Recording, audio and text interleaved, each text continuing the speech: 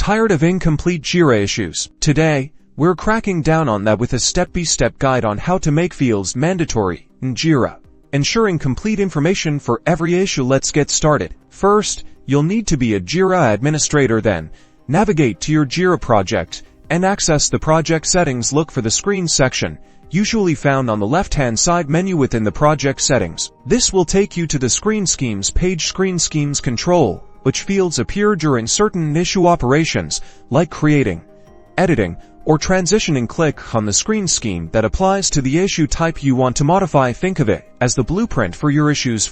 Now, you'll see the screen settings for the project and chosen issue type. In the screen scheme details, click the view link associated with the Create Issue action. This opens the Create Issue screen configuration. Here you'll see the fields that are currently shown on the Create Issue screen. Identify the field you want to make mandatory. Hover over the relevant entry and select Configure. In the Settings window, find the required option and check the box, then click Update. Now, that field is mandatory.